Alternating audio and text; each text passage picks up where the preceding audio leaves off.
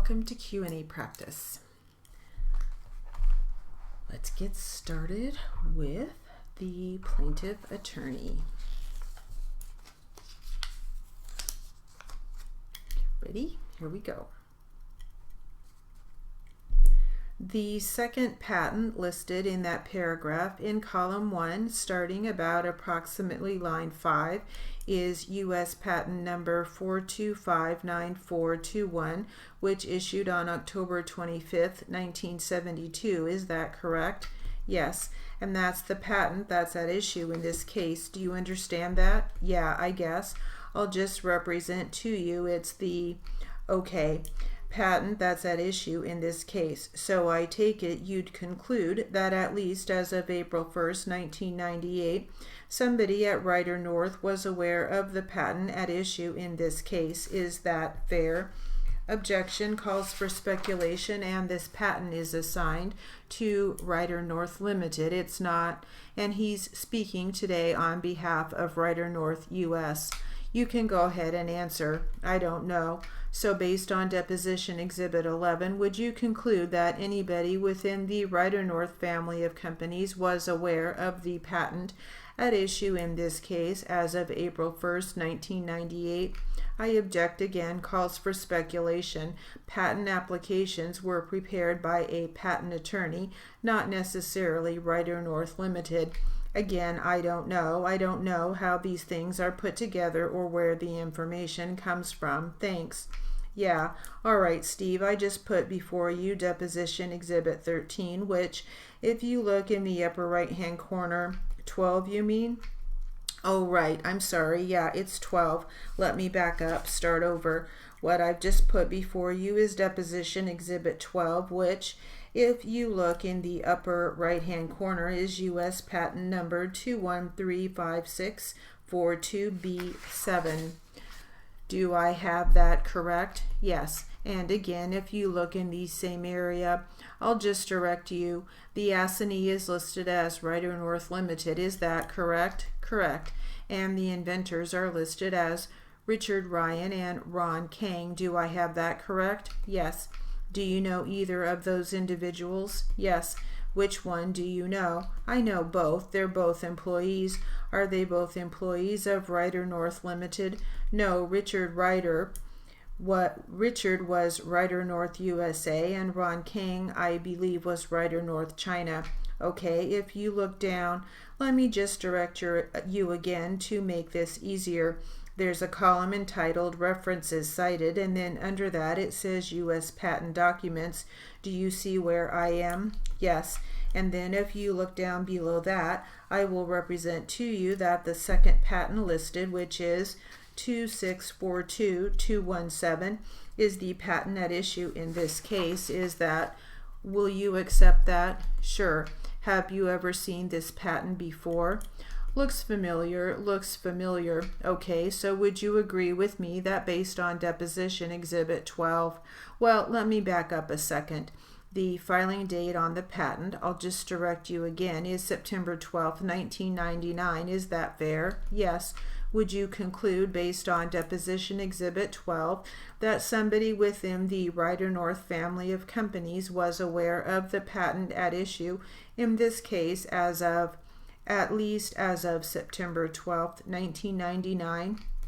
Same objection as before, calls for speculation. I don't know.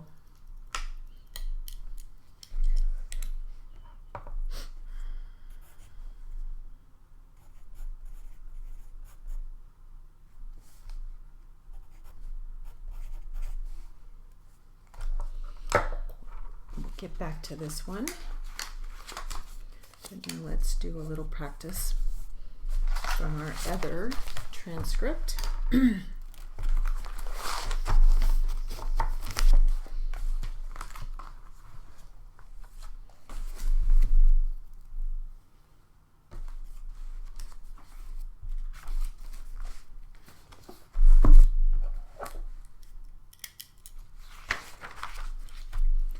Ready? We'll start with the plaintiff.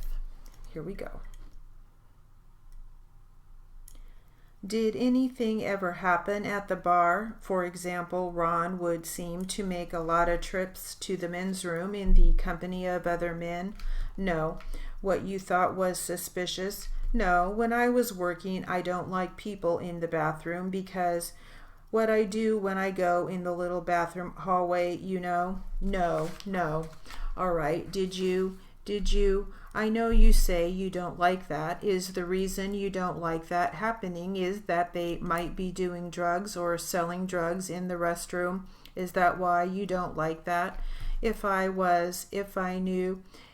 thought that they were selling drugs, I would throw them out immediately. Okay, but I'm not asking about, you said you didn't like it when they were in the restroom. No, because what I do when people used to go in the bathroom and they stay, you know, more than you have to stay with the cue stick, I used to knock on the door with the cue stick because I cannot get them out of the bathroom. Okay, and why were you concerned about that? Because I am alone. I don't have security. Okay, I know you're alone and you don't have security, but what are you? I don't know why. What were you afraid of? I wasn't afraid of nothing. Okay, I just probably cautious or what? I'm that way. But is the reason that you're cautious is that if they stayed in the restrooms too long, they might be using drugs? Well, I don't want to take a chance. Okay, I didn't want to take a chance. So that was something that concerned you, though. Yes, when somebody stays in the restroom, with the cue stick, I go and knock on the door. Yes, because you're afraid that maybe. I wasn't afraid. No, because you're concerned then that maybe there's drug activity in the men's room. I never thought of that, but just in case, you know, whatever. Who was? Do you remember? Did you ever work with Linda West? Did you ever work with her at all? With who? Linda West or Cindy? Did you ever work with her at all? No. All right. When did you own your bar? Oh my gosh, I think in 90 to when? And then I started working for Mr. Kang. Okay, how long had you had it before you left? It was 10 years, 12 years. Okay, 80 to 90 roughly? Yeah, roughly. Okay, and it was here in Los Angeles? Yeah. All right, Vine and 10th. Okay, so when you ran your bar, you were the only owner? The only owner. Okay, when you ran your bar from 80 to 90, yeah. Wasn't a concern of yours then that you had to watch out for narcotics activity in your bar? I made sure that there was no narcotics, no activity, no nothing because... Okay, and so what kinds of things would you look for when you ran your bar? I think of nothing. No. What do you mean? Would you look? What kind of things would occur? What kind of things would make you suspicious? In my bar, there was totally different bar than the Horseshoe. My bar was a big place and was different atmosphere. I don't have any problems with the restrooms or with the small place or fights or anything. How was it different? What was it like? The people was different probably. I don't know how to explain this. Well, how can I say that? Was it a nightclub? Yeah, it was like a nightclub. A nightclub. Okay, so you have dancing? Yes, but I didn't have a live dance, live music, or anything like that.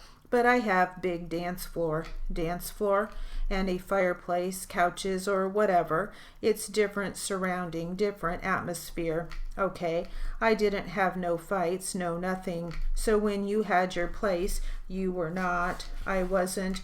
When you had your place, you did not look for anything. I'm sorry, Your Honor. That's all right. If anybody has a cell phone, I thought I turned it off. Please turn it off. I was looking for it. I know. These days, we're off the record. Okay, go ahead. So when you had your business, did you look for anything? Not that you saw it. What things are in your mind that might suggest or be an indication that there was a drug dealer? I never, like I said, was a different type of people. It was a big bar. Was just people from offices or whatever. They get work. Never, okay, I don't know what to say. All right. Were you ever afraid working at the Horseshoe because you were there alone? Sometimes a little bit, but I've been working in the bars since I was just young. You know that. Okay, when you worked there for the 10 years on any occasion, did the police ever come by to talk to you about? Yeah, they talked to me about the drugs, and that's when I really was really scared, and I really, and did they, pardon me? Sorry, let me ask. So the police came by one of those when you worked there? If I knew who was selling drugs, then I say no, I don't. And that will conclude our Q&A practice.